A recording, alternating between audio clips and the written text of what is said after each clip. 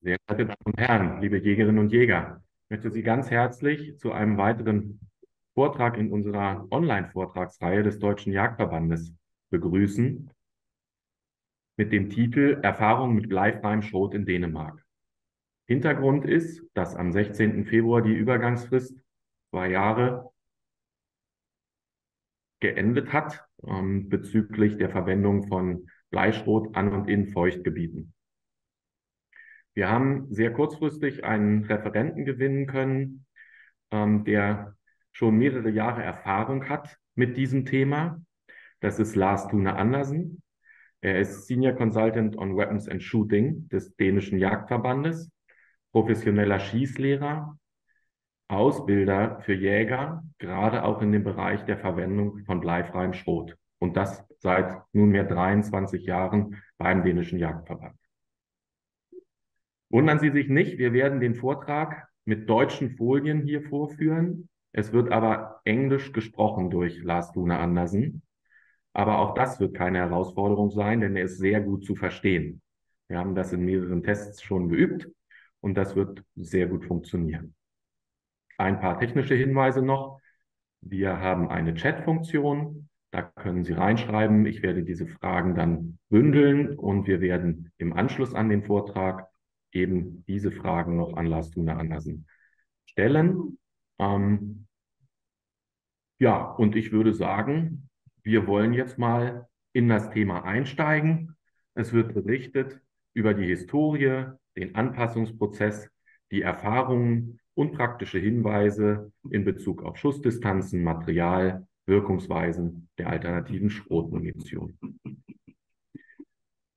Dieser Vortrag wird aufgezeichnet und steht im Nachgang zur Verfügung, ungefähr 1,5 Wochen hier, dort, wo Sie sich eben auch angemeldet haben, mit eben auch den Verlinkungen zu Bleifrei-Tutorials, die wir bei YouTube gemacht haben und eben auch möglicherweise dieser Präsentation.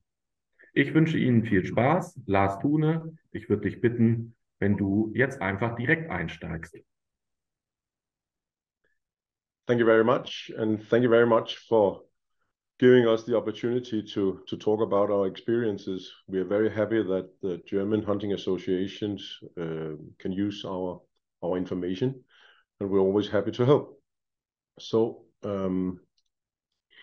just to give you a little bit of background on Denmark, some numbers: we are 180,000 hunters, and around 6.5% are women.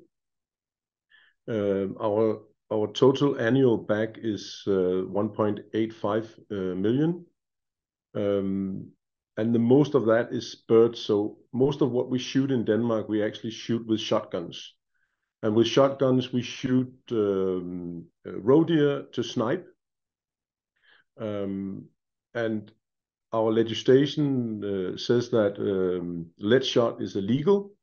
And that's also for sports shooting. So we can only shoot non-lead shot in Denmark. The maximum shot diameter is 4 millimeter. So we don't shoot with slugs in Denmark at all. The maximum capacity in the shotgun is 2 cartridges, and the maximum caliber is 12.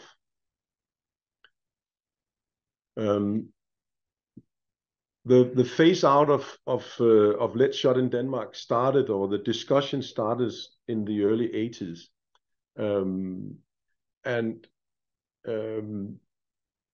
The strategy of our hunting association in those days, that we had 3 associations. Now we only have 2, one bigger and one smaller. But in those days there were 3 organizations who were spending most of their time fighting each other. The way that the organizations was facing this problem was to try and create as many problems with non-lead ammunition as possible, and that was because they wanted to slow down the process. The result of this was that the hunters were fed a lot of wrong information about non-lead shots. And for me personally, that was sort of my career, because I was employed in the hunting associations to work with a lot of these sort of misinformations that was given to the hunters.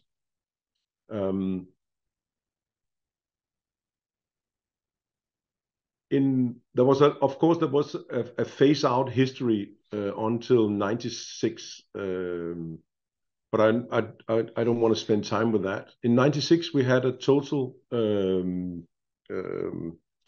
we had a total ban on lead shot in Denmark, and that was everything from shooting to possession and to dealing with lead ammunition. So for the past years, or since 96, we haven't been able to shoot lead ammunition. The latest legislation we had was in 2009, where we had minimum velocities introduced into the hunting legislation, where we have a minimum for the lighter materials and a minimum for the more heavier sort of non-lead materials, bismuth and tungsten. And just to give you an idea of the different types of non-lead shot we have in Denmark, I would say that the only real alternative to lead is steel. We have other alternatives in Denmark, but the majority of shooting is done with steel. I would say that it's more than 95% of all shooting and hunting which are done with steel shot. And when I'm looking at other countries, USA and other places where they shoot non-lead shot, it's the same picture, that the only real alternative is steel. But we do have some zinc and some tin products, and also bismuth and wolfram. You can also see the prices. You can see the numbers which are in blue is because those are the cartridges which are you can't buy at the moment. At the moment, it's very difficult to get cartridges, not due to phasing out lead, but due to all kinds of problems from the corona pandemic and the current war in Ukraine. Just to give you an idea of the prices in Denmark. One of the questions which were very fast were asked by the hunters is that, will it be safe for us to go shooting with non-lead shot? And the reason for that was that because steel shot is harder, it will bounce more than lead shot. And in the past years, 27 years of shooting non-lead shot, we haven't had a single accident where the outcome of the accident would have been different if you have used non-lead, used lead shot. So we can't say that we have more accidents. It was the same with ricochets, that in the old days we used to say a 25 degree safety angle with lead shot was enough. But when we introduced non-lead shot, we changed that to 40 degrees. And with a 40 degree safety angle, we haven't seen any problems with ricochets. Another question which came up was fire risk due to sparks from steel shot. If you shoot steel shot at a hard surface at night, you can see the sparks coming from the shot. It doesn't seem to be, or doesn't appear to be, a problem in Denmark, even though we have dry areas, especially at our shooting ranges during summertime. We haven't had fires caused by sparks. And another one was of course damage to teeth from chewing into hard shot. We don't see that more often now as we did with lead shot. The main reason for breaking teeth is still stones in bread from flour. So what we're doing as an association is that we're saying that you should eat game with caution. Another big issue was damage to guns, and there are huge difference in shooting soft shot and shooting hard shot when it comes to guns. This is the internal of an older German gun that we cut through, and this is to show that in this area where you have the forcing cone, the Übergangskonus, that area is on older guns 5 to 10 millimeters, and that's very suitable for steel shot, because what you want is that you want the shot to go straight into to the barrel of the gun. Unfortunately, we have seen some newer guns in the last 10 years where they're producing guns with very long forcing cones, up to 40 centimeters, and that can cause problems on guns. And on the next slide, just to show you, is that what you want to achieve is that once the cartridge is open, you want the wad and the load to go straight into the barrel instead of going into a forcing cone and then hitting the barrel. In this case, we have a 70 millimeter chamber and a 70 millimeter cartridge.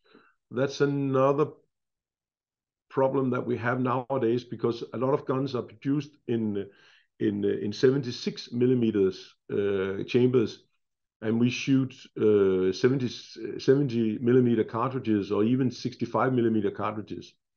And that means that we have a larger gap between the chamber and the actual bore of the gun. This is something which with the harder shot, you want the charge to go straight into the barrel.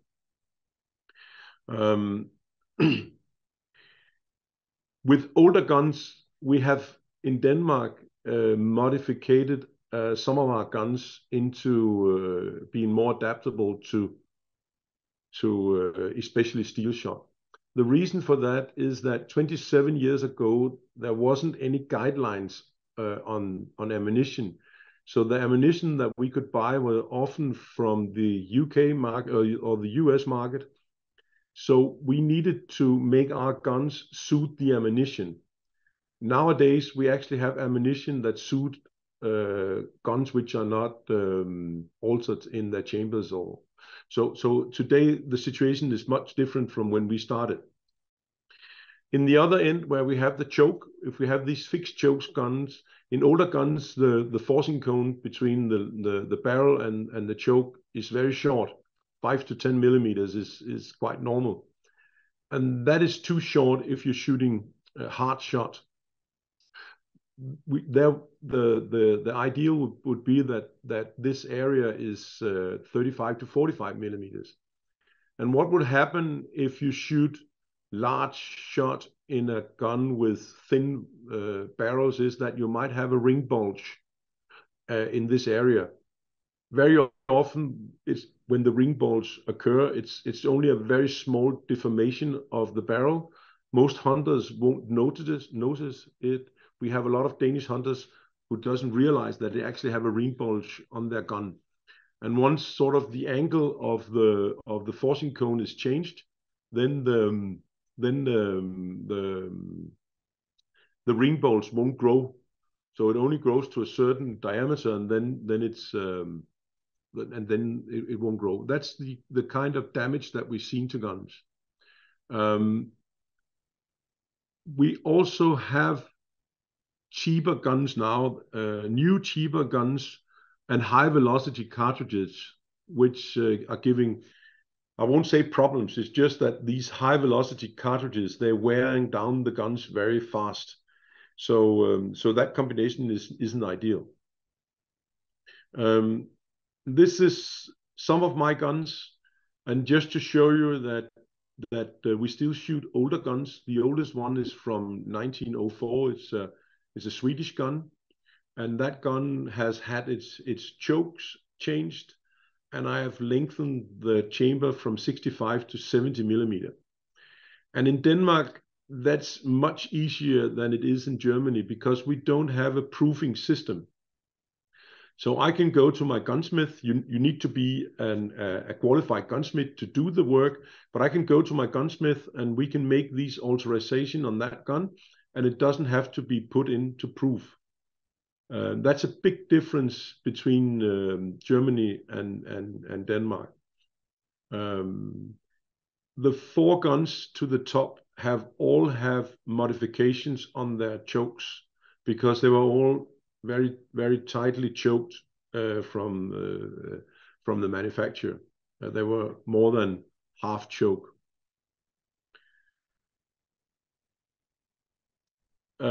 CIP regulations weren't effective when we started our phase out in 96. Nowadays, CIP have regulations on some calibers. Unfortunately, they don't have it on all calibers, but they have a much better guidelines than what we had in 96. I think that's subject has been very well covered by the German Hunting Association, but generally this is that if you use standard steel, then you can shoot these cartridges. Standard steel cartridges will fit into any gun that is nitro-proofed. And if you're shooting the high performance cartridges, you need to shoot them from a gun which is proved for high performance. So with this with these new guidelines, I think that the task of moving from lead to non-lead ammunition is much easier for the countries who are facing the problem now. One thing which is also good is that, according to CIP, the hardness of the steel shot has to be under 110 Vickers, which is quite good. So we don't have this very hard steel. Then another big issue was that the hunters were saying, well, if we have to shoot steel shot, it won't be able to kill the animals as well as lead shot. And what we have found from many years of shooting lead shot is that there isn't any correlation between the shot material and the lethality.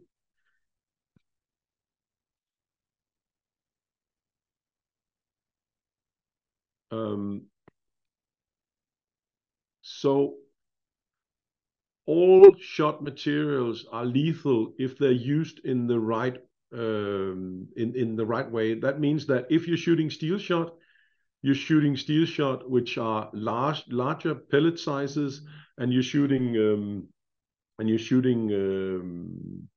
at higher velocities than you do lead shot. This is also the same conclusion that they have in other countries where they have been shooting non-lead shot for years. Tom Roster, which is probably the scientist who has done worked most with non-lead ammunition, he has made a lethality table where he has giving these lethal patterns on different species. I'll come back to those in just a short while. These are just to give you a hint to where you can find more about Tom Roster and his work. There's also in the 90s at Holland and Holland in England, there were two guys working with ballistics on shotgun ammunitions. They did a great job. Unfortunately, they're both passed away and all their equipment has been chopped up and sold.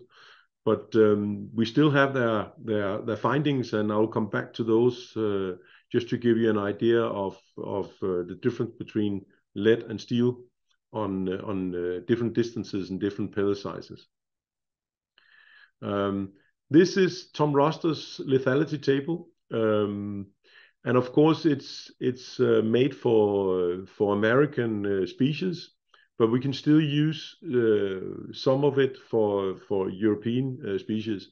What's interesting is that, first of all, of course, they're shooting at much longer distances than what we would normally do in Denmark. A 70 yards shot is a very long shot on a goose. What we say in Denmark is that you shouldn't shoot geese at longer distances than 25 meters. That's not due to the ammunition, but it's due to the hunter behind the gun, because most hunters won't be able to kill efficiently when the distances are much over 30 meters.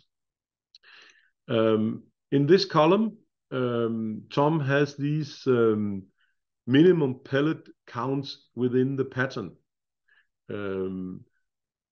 which is they're scientifically proved in the way that this is data that comes from the 26,000 animals which have been shot by hunters with different loads and different pellet sizes, and all of the ducks and geese and different species that was shot has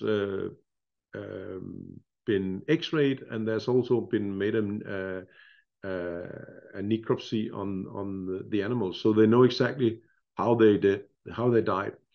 So the way that you use this lethality table is that you shoot your gun at the distance where you hope to shoot your geese, and then if you have a pellet count of 50 to 55 of these BBB to T, which is very big pellets because of the distance. So if we go down here to the sort of more European distances to shoot geese, then if you have 50 to 55 pellets, you have a lethal pattern. That means that if you put the pattern on a goose on any distance up to 50 meters, it will be a dead goose. The big problem, as you all know, shooting a shotgun is not to have a lethal pattern, is to put that pattern on the goose. It's the actual shooting which is difficult. What we did in Denmark is that we asked Tom to make a lethality table for Denmark, where we have the shooting distances that we would like our hunters to shoot at. And that is not because the non-lead shot materials aren't lethal. It's because of the hunters. The hunters aren't capable of consistently killing animals at longer distances. So we need the hunters to cut down on their shooting distance, not from a lethality point of view, but because they are not able to hit the animals effectively every time they shoot. This is part of our hunting exam that they're educated in using these lethality tables. The big problem with shotgun shooting is that you want smaller shot on one side, because if you have small shot, then you have a very dense pattern. So the chance of hitting a vital area is big because you have these tight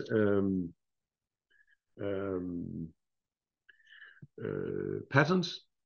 On the other hand, you want to use big pellets because the bigger pellets are able to penetrate into the animal.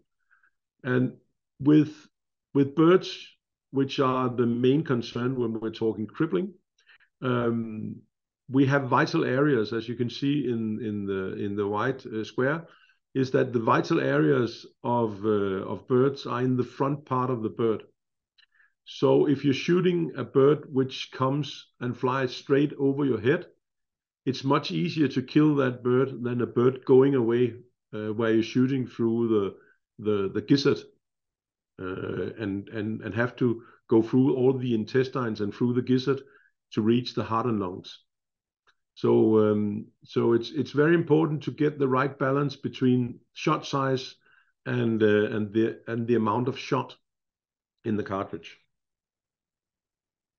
With steel compared to lead, you can have more shot in the cartridge, because with lead cartridges you need to have this cushioning section, which is a shock absorber, because the biggest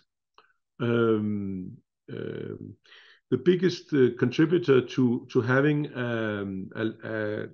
the pellets, the more uniform and round the pellets are, the better they fly and the denser the pattern. And most of the problems with pellets occur during the firing sequence in the gun. So they're dented if they're not put in a cushioning wart like this. So a lot of the problems with lead is that you have to take a lot of space out to put in this cushioning section.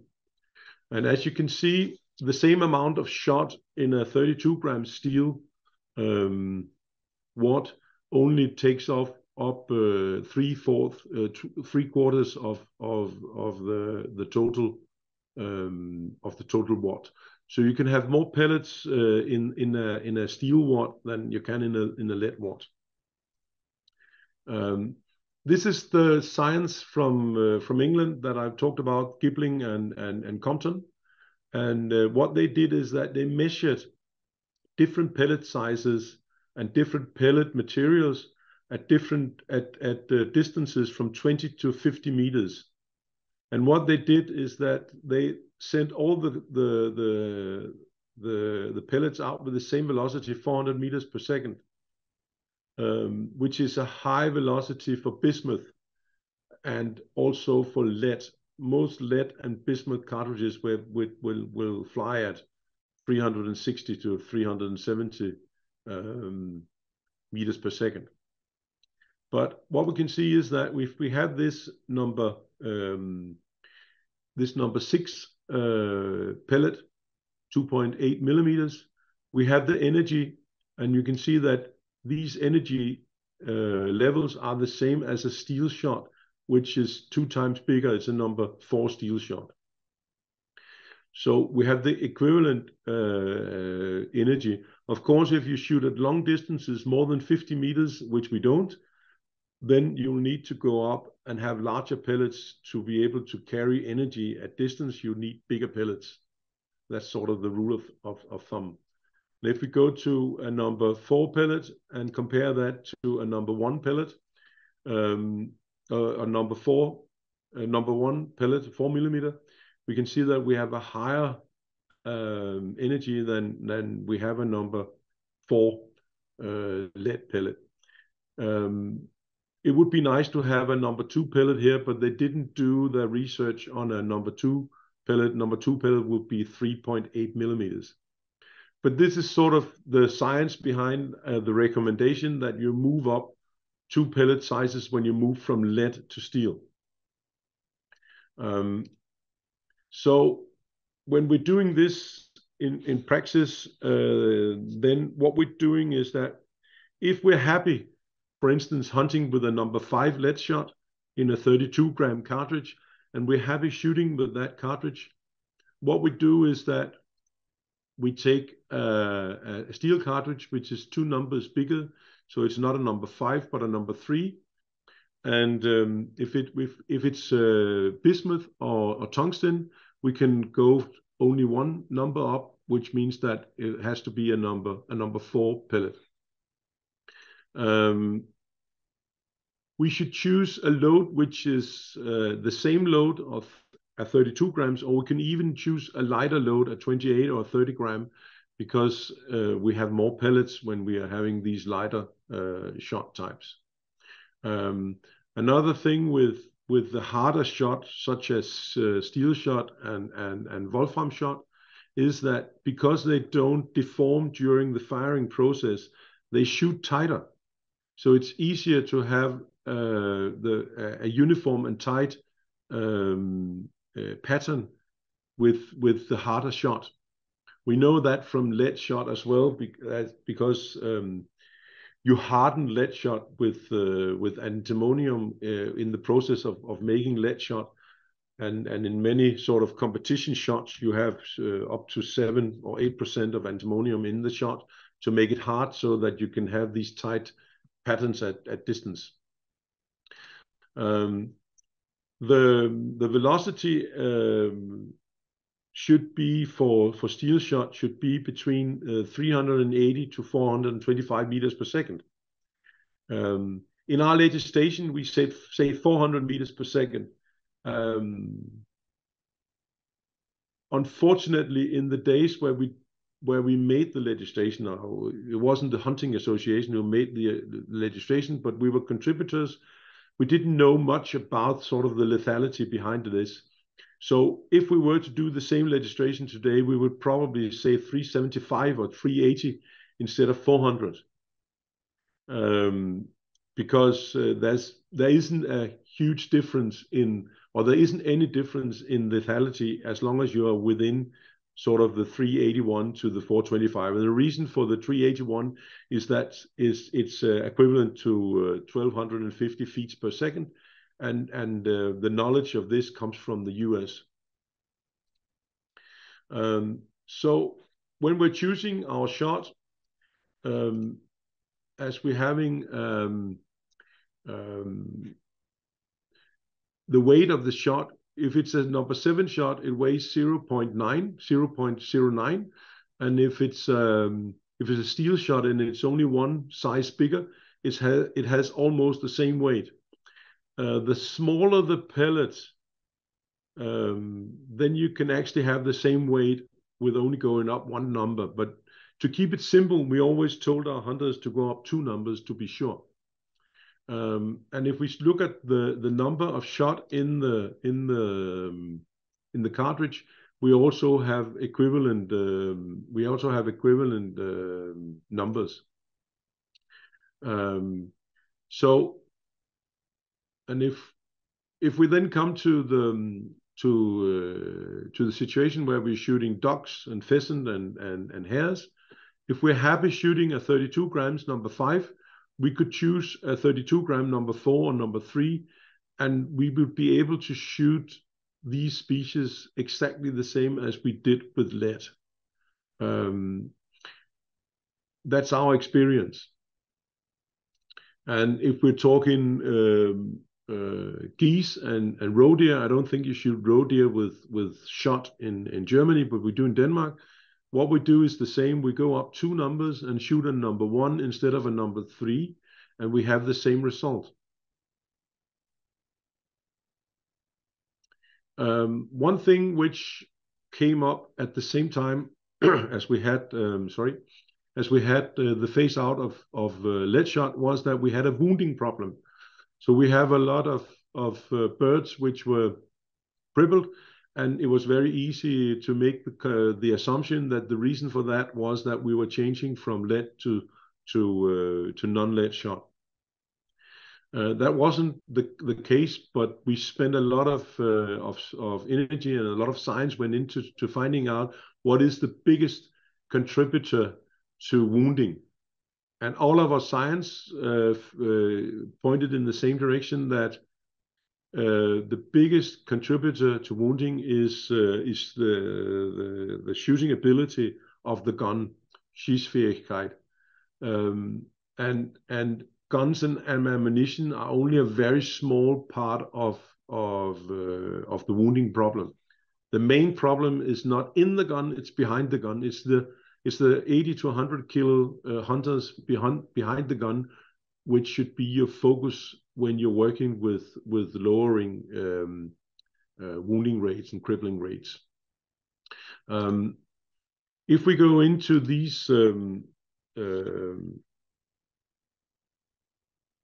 shooting skills, what we do with shooting skills is that we explain it to the hunters as an equation where you on the one side have the hunter's marksmanship, which is the hunters, how good are the hunters to actually shoot the gun, and we times that with the hunter's ability to assess a shooting opportunity, and that is to choose the right shooting opportunity to fire the shot. And if you have a very young hunter and an inexperienced hunter, they will shoot at longer distances because they lack the experience to judge distance. They also lack the experience of knowing when do I have a lethal shooting distance, when can I actually kill whatever I'm shooting at. And the other situations are the experienced hunters who either deliberately take shots at long distance, or they're trying a risky shot. They know that this shot is more complicated, but they try it anyway. And sort of the cure for both of these situations is to tell the hunters to go on the shooting range and practice their shooting skills.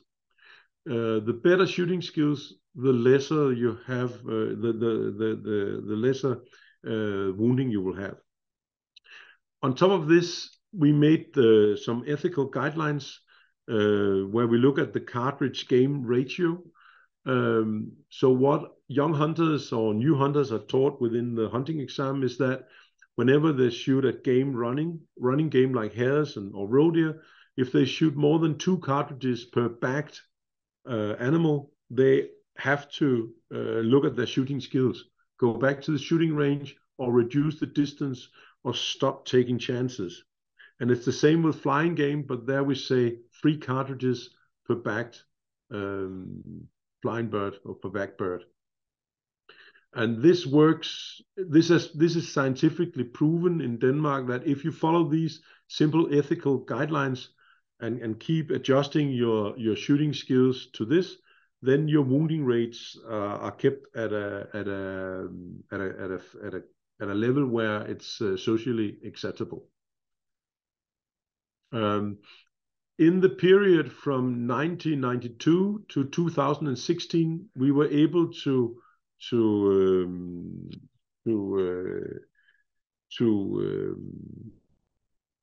lower our crippling rate on pink-footed goose with 80%. So in that period where we also phased out lead shot, we were able to lower our crippling ratio, which shows us that it's not to do with the shot material. It has to do with the hunting technique and the shooting skills of the hunters. Then I'm at the conclusion. So one of the questions that we ask ourselves today, 26 years later, is that what did we lose? What did the hunters lose in the process? And we have to say nothing, because I can still shoot the same.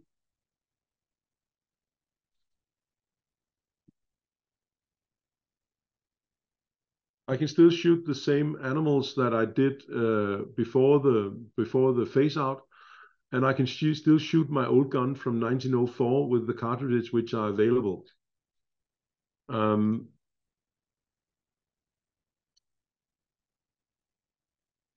And what did we win in this phase out? We have an improved environment.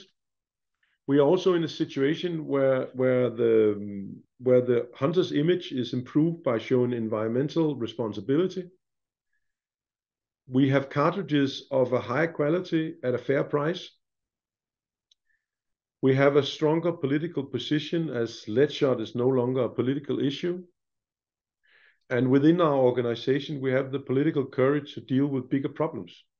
And we do have bigger problems than lead shot in the world. If we look at the process in retrospective, then it's a process of learning by doing. So it's very important that you, as a hunter, start by convincing yourself. You will not be convinced from listening to me speaking at a presentation like this, or to read something from a book. You have to go out and shoot these non-lead materials at the target range. You have to take them into the field and shoot some game with the different types of non-lead ammunition. And you have to convince yourself that it works. So hands-on experience is very important.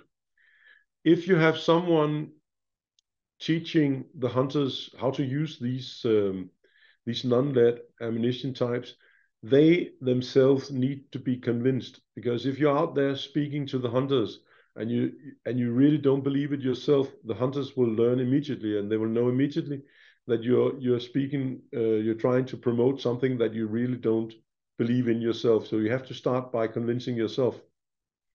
The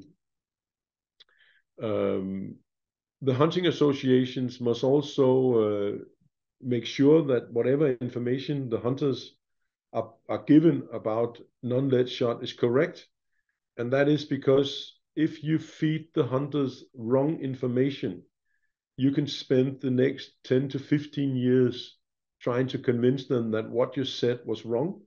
and this is right. So it's very difficult to make a new opinion. So it's important that whatever you feed into the hunting corps is correct, and that the hunters are not fed with knowledge which are not knowledge.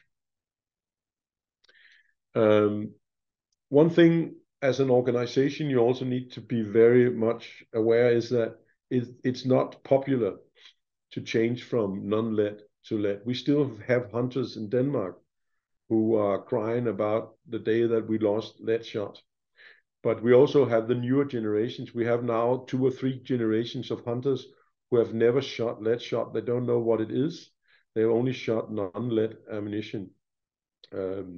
So it's not popular, and I have been very unpopular in many occasions, being out there telling the hunters that steel shot can actually kill animals and it won't blow up your gun, and it actually works. That's not a popular thing to come to the hunters and to say that. When we started this, there wasn't any good cartridges on the European market. There wasn't any non-lead cartridges. That's not the case today. Today we have very good cartridges in Europe. We have several factories in Europe that produces a whole line of non-lead cartridges. So the situation is much better today than it was when we started. And I think that's it. So back to you.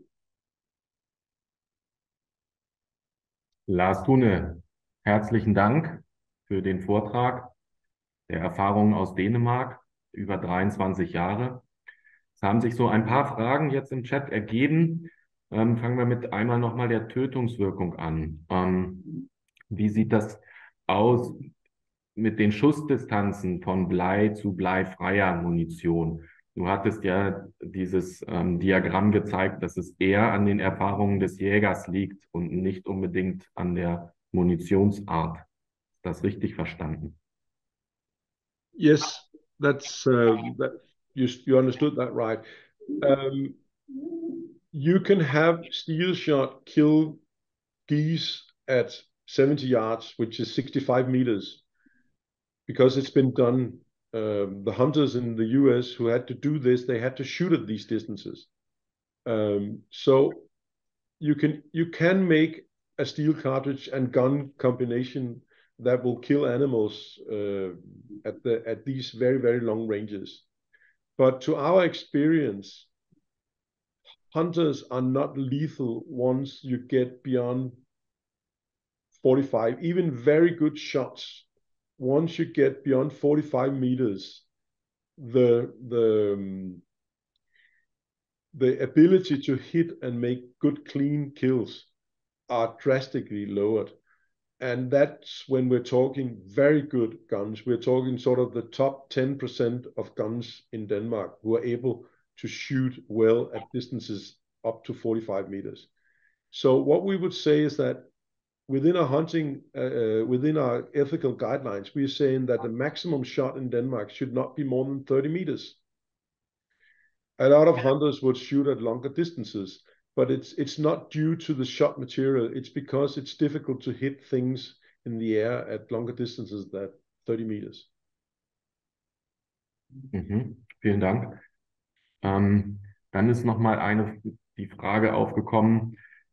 Du hast ja gesagt, üben ist das Wichtigste. Wenn ich jetzt, wie habt ihr in Dänemark das gemacht? Habt ihr Trab- und Skeet-Stände? Wo würdest du vorschlagen, kann man am besten trainieren?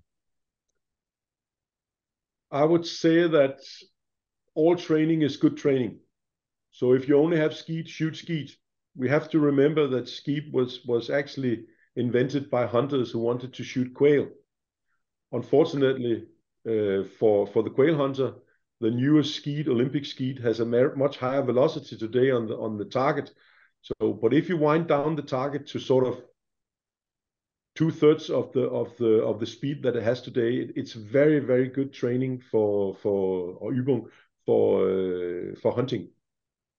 I would say that any shot fired with a shotgun is a good shot when it comes to learning to shoot. What's more important is to be very honest about sort of your shooting ability in the field. If you find that whenever a target flies from right to left, you can't hit it, go and see an instructor and talk to the instructor about why can't I hit the animals when it flies from right to left, so that you don't you don't have a faulty technique. Okay. Wie sind generell beim Wurfscheibenschießen, wenn ich das jetzt auch an, ja, ich sag mal, Wettkampfschießen knüpfe, wie sind da eure Erfahrungen in Dänemark mit bleifreien Schroten? They're actually very good. On most ranges, we shoot the same pellet sizes that we would do if we were shooting lead. So that's a 7.5, a number 7.5 shot in steel. And we shoot 24 grams or 28 grams, and sometimes also 21 grams. And we shoot the same numbers as we did before. So from a competitive point of view, there isn't the big difference. When we're shooting Olympic trench, which is, you're shooting at going away targets that starts 15 meters from the shot and flies 90 meters, I think. We use a number 6 shot, a number 6 steel shot, because with a number 6 steel shot, you will have the same break as you will have with a number 7.5 lead shot.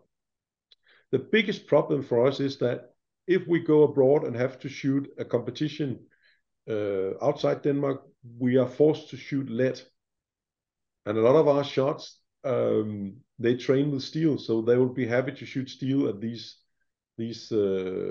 competitions, but it's not allowed to shoot steel due to the FITASC regulations.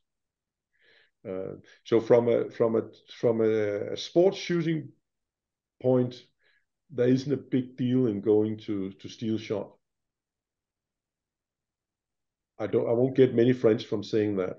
Ja, okay. Nun ist die Umstellung ja schon ein paar Jahre her, wenn nicht sogar schon 2 Jahrzehnte. Was ist bei euch in Dänemark mit der alten bleihaltigen Schrotmunition passiert?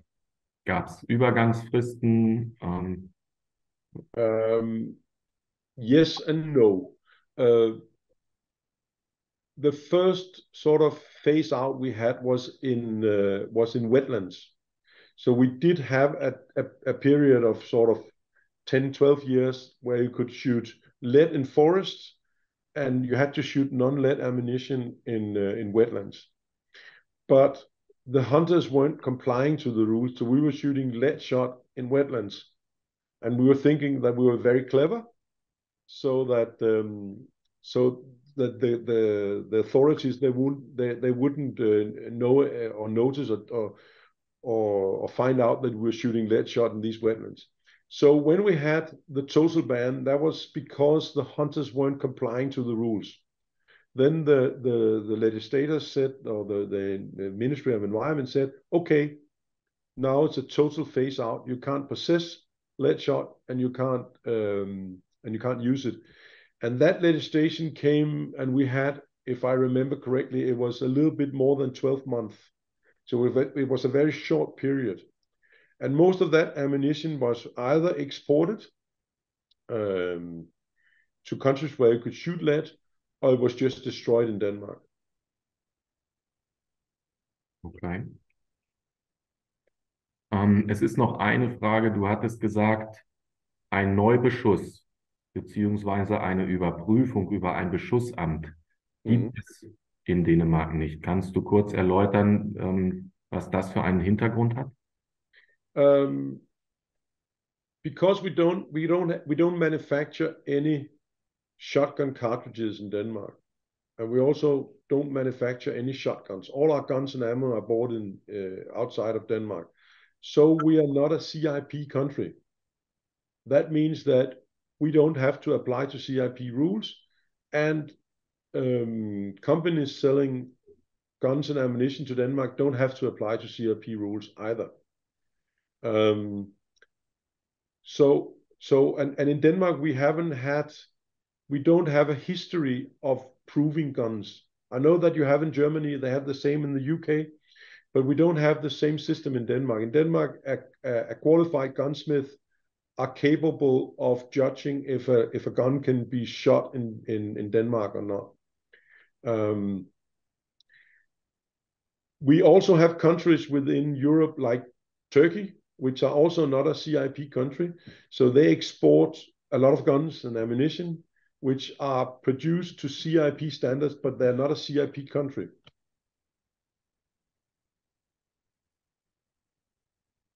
Also hängt es hauptsächlich auch mit den Voraussetzungen ab, die CIP-Länder, die dazugehören, das haben wir ja hier in Deutschland, ob eine Überprüfung auch durch ein Beschussamt notwendig sein muss. Wir haben diese Voraussetzung hier in Deutschland. Es ist noch die Frage aufgekommen, ob ich zwingend einen Stahlschrotbeschuss brauche für die Flinte, wenn ich Stahl verwenden möchte. In the beginning in Denmark, we were trying to develop a similar system where there was one gunsmith, a big gunsmith in Jutland, who made his sort of own stamp, where he was firing over pressured cartridges in guns and then stamping them that now they've been proved. But it wasn't the type of proof that you have in Germany. We don't have that now because we haven't had a single accident where a gun blew up due to the cartridge being a non-lead cartridge. The accidents we have with guns is mainly that there's an obstruction in the gun or there was a fault on the ammunition. And I think the main reason for not having a proof system in Denmark is that the legislators don't see a need for it because we don't have any accidents. But we do have a problem that in Denmark, for instance, if you buy a Blaser rifle, you can just put on a silencer and you can have the silencer put on the gun in Denmark without a proof. If you have a problem with that gun and it's later sent to Blaser in Germany to be fixed within the guarantee of the gun, you have a problem because now all of a sudden you have a gun in Germany which aren't proofed and there's been made an alteration to the gun. So it is a problem, but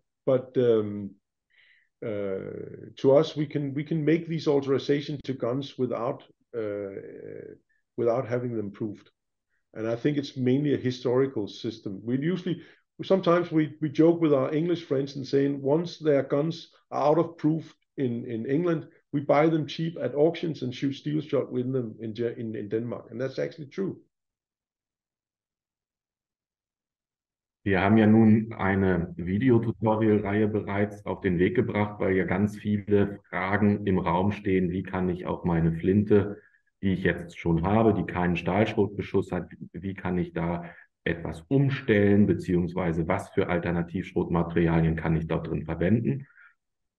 Es gibt auf dem YouTube-Kanal eine Bleifrei-Tutorial-Reihe, wo sowohl die Hintergründe dieses Bleischrotverbotes erläutert sind, als auch unterschiedliche Umstellungsprozesse. In Deutschland ist es eine Tabelle des Beschussamtes Ulm, die uns die Möglichkeit gibt zu schauen, was wir in unseren älteren Flinten verwenden können, bis zu welcher Schrotgröße beziehungsweise auch bis zu welchem Choke-Durchmesser. Wie ich das an meinen Waffen sehen kann, das haben wir in unserer Tutorial-Reihe. In der Aufzeichnung dieses Online-Vortrags wird es darauf auch noch einen Link geben, so wie der dann veröffentlicht ist, dass genau diese Fragen dann eben auch nochmal unseren Zuschauern beantwortet werden können. Eine Sache noch zu den Schießständen. Habt ihr, als die Umstellung kam, diese Schießstände dann erst komplett umgerüstet oder weitergeschossen? Denn das ist ja eine große Fragestellung. Wer üben möchte, muss auf einen Schießstand gehen können. Viele Schießstände in Deutschland haben Schrotfangsysteme und ja, da gibt es die Möglichkeit des Recycelns des Bleis nach wie vor. Und wie seid ihr damit umgegangen in Dänemark? We haven't made any, of course we made changes we have different shooting stands than what we did 27 years ago, but we didn't make any changes in those days. We just shot steel shot at the same cartridges, at the same targets as we did with lead. We don't have these recycling shot nets as you have in Germany on ranges in Denmark. So basically the ranges are the same as they were with lead shot. There are very, very few ranges in Denmark. I think it's less than 5 where you are allowed to shoot lead shot if you are a competitive Olympic shot and going to the Olympics and you have to train with lead shot. But most of our ranges today are old lead shot ranges that we have used for steel shot now. So most of our ranges, or a lot of our ranges, I would say more than 95% are older than the lead shot ban.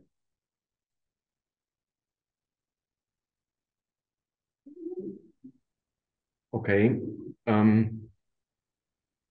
Der Deutsche Jagdverband setzt sich dafür ein, dass eben, ja, wenn jetzt der politische Wille ist, einen Komplettumstieg durchzuführen, dass dann natürlich auch die Schießstandumrüstungskosten natürlich auch ja mit durch die Politik beziehungsweise die Kommunen getragen werden müssen, dass das auch öffentliche Gelder sind, die da eben dann eine Rolle spielen müssen, weil es einfach nicht in allen Fällen komplett möglich ist, sofort eine Umrüstung stattfinden zu lassen.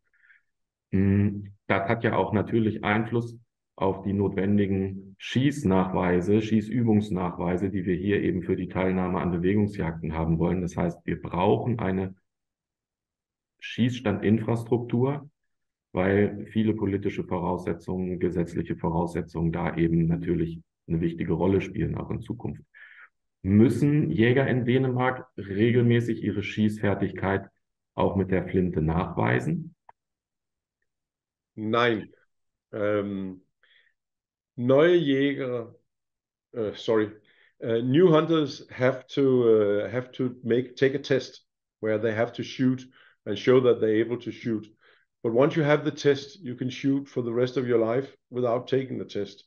The only weapon that we have to do tests regularly is when we shoot with bow and arrow. We have to take that test every 5 years. There's been lots and lots of talks in Denmark on sort of, should we have a test on rifle shooting and should we have a test on shotgun shooting that you have to take every 5 years?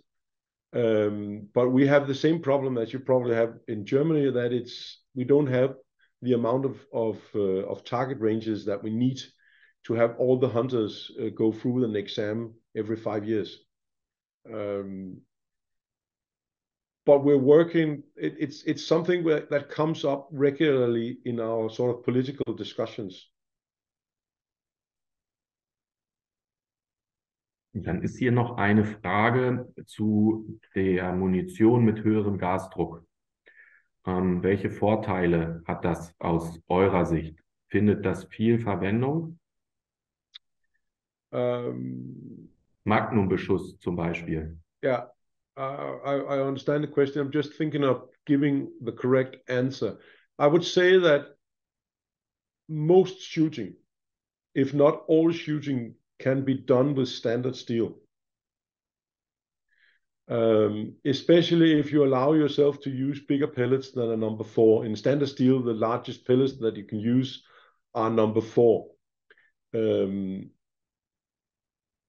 If you want to sort of, if your goal is to say, okay, I want to be able to sit out and shoot a Canadian goose every time at 50 or 60 meters, you might have to have a Magnum gun to be able to produce the pattern that you need at 50 or 60 meters. But I would say that I haven't yet met someone who is capable of firing and consistently shooting geese out of the sky at 50 meters. There might be some in Germany, but there aren't any in Denmark. Most of our goose hunting in Denmark are done with decoys, and the shot is typically between 15 and 25 meters because the geese are coming close to the guns. There is a problem now, or sort of there is a lot of the hunters like heavy cartridges, you know, Magnum cartridges or very fast cartridges. It's not from a sort of a scientific point, but it's more sort of like if it gives a hard kick on the shoulder, it must also be effective on the game. So it's one of these fallacies that we are working with now, trying to explain to the hunters that you don't need these very high velocity cartridges. The problem with Magnum, sort of super Magnum, like 3.5-inch chambers, 89mm chambers in a 12 gauge, is that the most cartridges that you would shoot in that gun would be a 70mm, and the gun is not designed for that. So I wouldn't recommend anyone to buy a 3.5-inch 12 gauge, except if they had a very special purpose.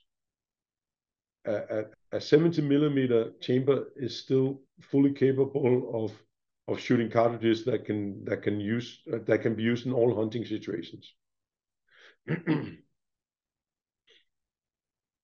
Eben haben wir über Weiterentfernungen gesprochen. Wie sieht das bei kurzen Schussdistanzen aus?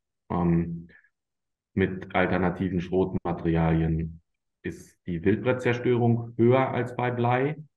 Welche Chokes verwendet ihr erfahrungsgemäß am meisten? I would say that the sort of the destruction from steel shot is pretty much the same as it is from lead shot. If you have a very tight pattern at close range, you will shoot the animals heavier than what you would like. When it comes to chokes, because steel shot isn't deforming when it's fired, you don't need as much choke as you do with lead shot. So the maximum sort of if you're having an average gun for an average hunting purpose, you would find that an improved cylinder to half or quarter would be sufficient for all shooting situations. It's very rare that you have an increased performance or an increased pattern with a choke that's more than half choke. So I would say that the maximum is a half choke, and normally in a sort of an all-around gun that you use, that would be like cylinder or improved cylinder and then a quarter choke. Wir haben in einer dieser Tutorial-Folgen, die man auf unserem YouTube-Kanal findet, auf unterschiedliche Schussentfernungen auf dieser 16-Feld-Hasenscheibe geschossen, um einfach auch mal zu zeigen, wie die Deckung auf unterschiedliche Entfernungen mit unterschiedlichen Chokes ist. Ich denke, das ist auch etwas, was man sich hier nochmal genau anschauen kann. Wir haben jetzt drüber gesprochen von, ich sag mal, normalen, runden Schrotkörnern. Habt ihr Erfahrung mit Schrotkörnern, die in Würfelform sind, also eine veränderte Form haben? Wie sind da eure Erfahrungen in Dänemark? I can't say that we have a lot of experience. I've tried a lot of the American products. They have non-spherical pellets. I haven't, for my own experience, I haven't been able to experience any difference in the ability to kill. I would say that anything but a spherical shot is less efficient. I want the shot to be as spherical as possible, because that way it's easier to have a good pattern. So we can't say we have a lot. What we did was, in the beginning, in the very early days, we saw some steel shot which were very sort of not spherical. Some of them were a little bit flattened, and we were afraid that this was a problem with the pattern. So what we did was that we were loading cartridges where we deliberately sort of flattened the pellet. And what we found is that if you measure the biggest diameter and the smallest diameter, if the difference between those two measurements are less than 10%, it doesn't have any effect on the pattern.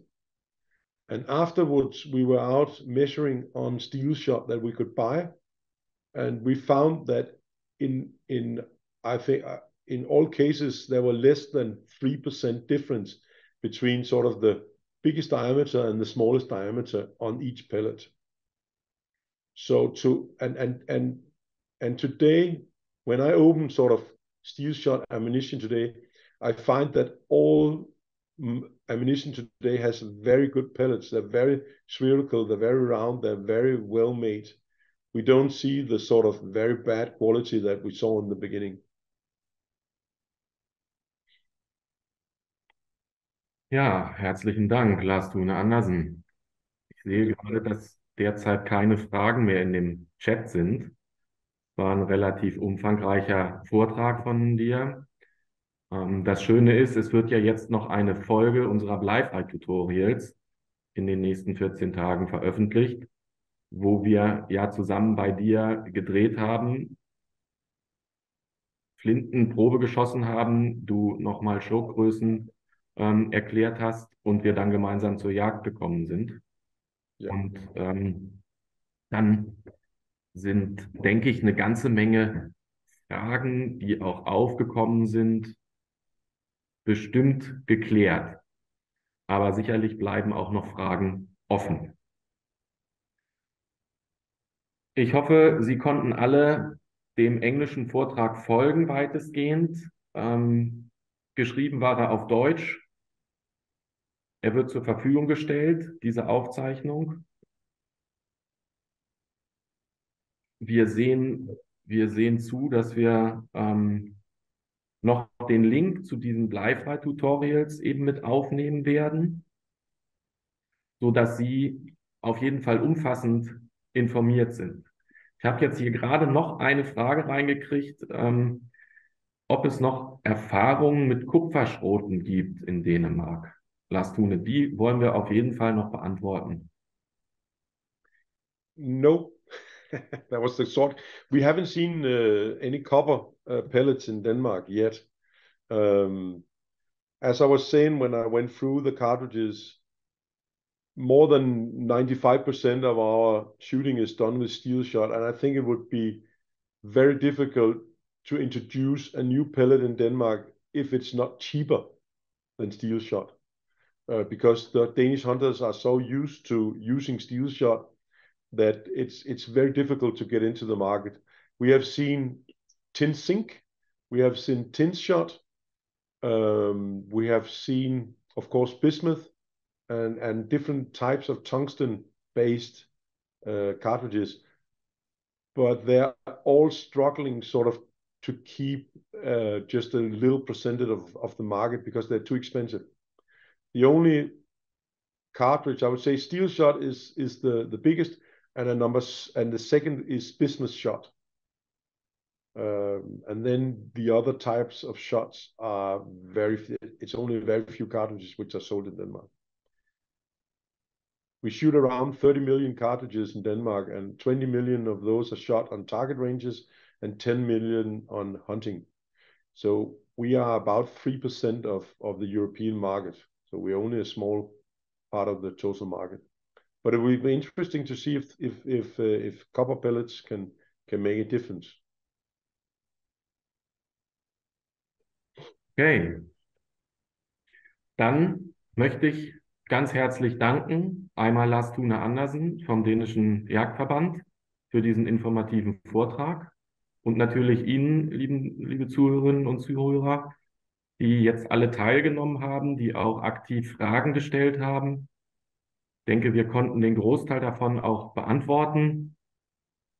Ich möchte Sie ermutigen, auf unserer Online-Akademie-Seite sich das Programm für die nächsten 3 Monate anzuschauen und Sie herzlich einladen, wieder teilzunehmen und freuen Sie sich auf die Aufzeichnung. Also, vielen Dank und tschüss nach Dänemark und tschüss in die komplette Runde, die hier teilgenommen hat. Dankeschön.